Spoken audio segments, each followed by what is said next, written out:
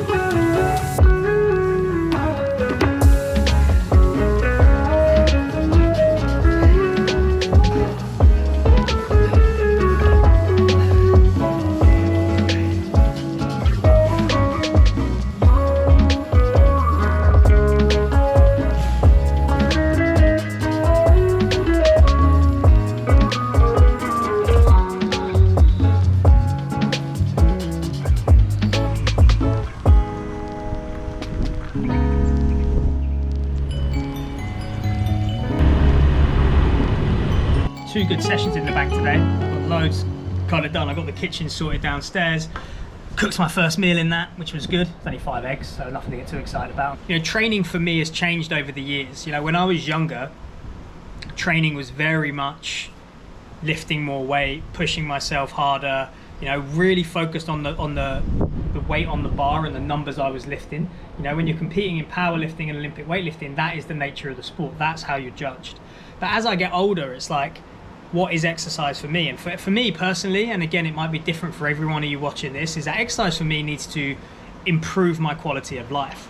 You know, one of the things that massively changed my perspective as training was going over and working at Performance RX with Joel Proskowitz. Again, working with a lot of people that have been injured, a lot of people that have severely been injured, where it's massively reduced their quality of life. What we kind of realized there is that a lot of the people we were seeing, and we kind of worked it out, 70-80% maybe, are training and or trainer induced.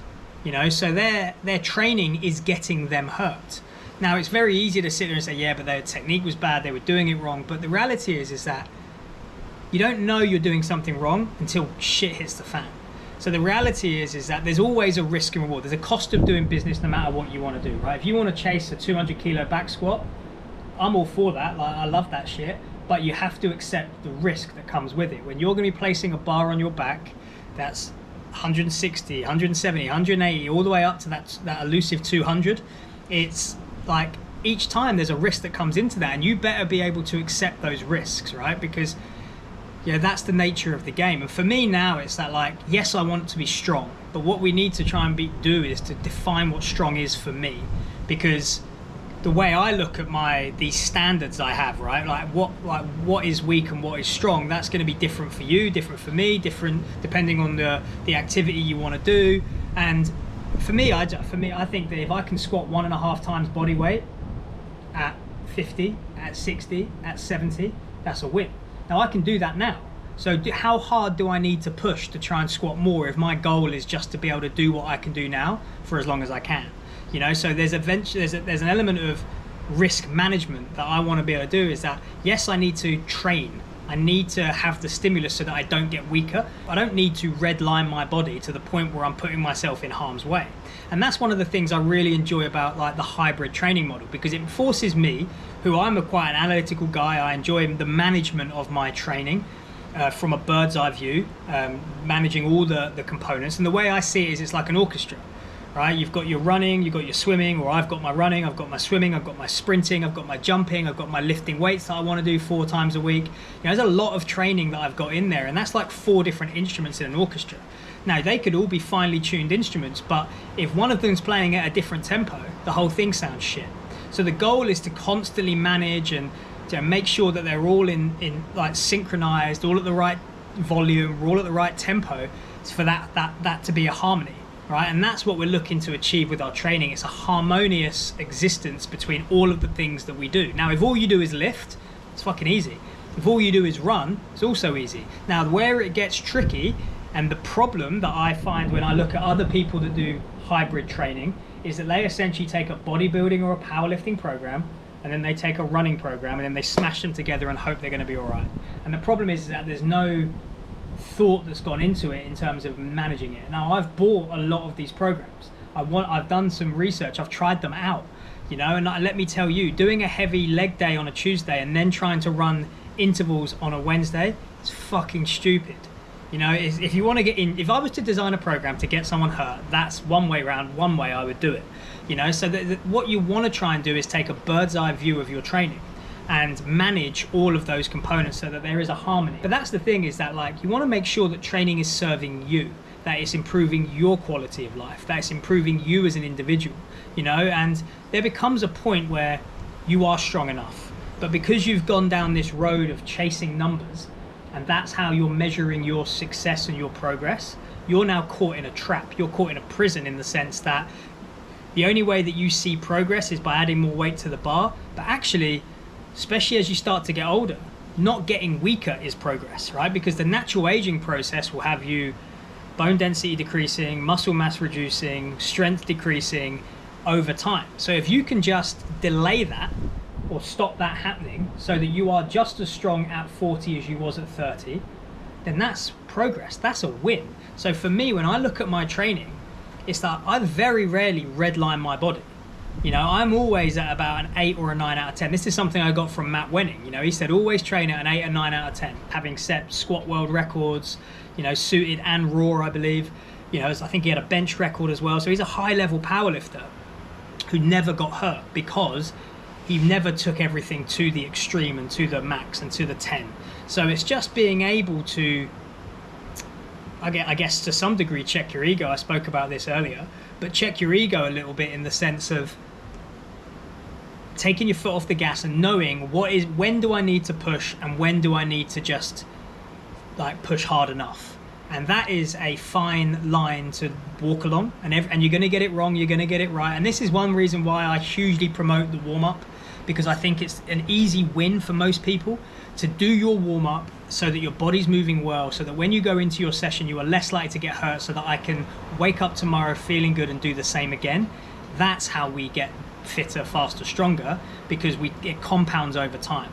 A lot of me yapping on, but I think there's some messages that I want to get across regards to the training side of things as to how I manage it, right? Because I do a lot and I'm conscious of that, and it's all about recovery, looking after yourself, to allow yourself to wake up tomorrow and do the same again. If I'm waking up and I'm niggly and I'm sore and I'm dehydrated and I'm malnourished, then I'm not going to get any progress. I'm not going to be able to do the things that I enjoy doing, and ultimately that's where discipline comes in. It's being disciplined to make sure that you look after yourself well enough so that you can continue doing what you're doing, and that you know what rabbits to chase. Because there's some exciting shit that I see in the gym that people are doing that I'm like, that'd be cool to do, but it isn't part of my end goal. My end goal is to be doing what I'm doing now, running, taking on 10Ks, half marathons, whatever it is that sparks my interest. I want to be able to do whatever I want to do, when that's kids, grandkids, chasing them around. I don't want to be unable. And I think that's a hugely overlooked thing in the fitness industry. You know, and again, especially with things like social media and stuff like that, where you're rewarded for the six-pack, the good lighting, shredded shots and stuff like that. But the reality is that for most people that I've met, they just want to be able. They want to have a body that they can trust, that they can do the things that they want to do, and that's a win. That's a huge win. But I think the overarching goal for everyone, in my opinion, should be the maintenance of the body, right? You wouldn't want to sacrifice long-term health and quality of life for that 200 kilo squat. So I don't know, maybe that's an exercise for anyone watching this, is that what are your training goals? Put them in the comments section below. What are they? And again, there's no right or wrong. I can't judge your training goals just like you can't judge mine. It's about being honest with yourself. What are your goals? What are you doing this for? And once you answer that question, a lot of the noise disappears, because now a famous line that I love, that I honestly love, it's one of my favorite quotes of all time, is that for a ship with no destination, no wind is favorable. So everywhere looks attractive if I don't know where I'm going. You know, so it's making sure that you understand why you're doing what you're doing, and I think that drowns out a lot of the noise that you get with this world we live in now, especially with things like social media, where everyone's got things, and it's not to say anyone's right or wrong, but there's what's right or wrong for you and for me and for everyone. And I think that's the important message. So a lot of me yapping on today. I'll leave episode 17 there, and I'll check you guys tomorrow.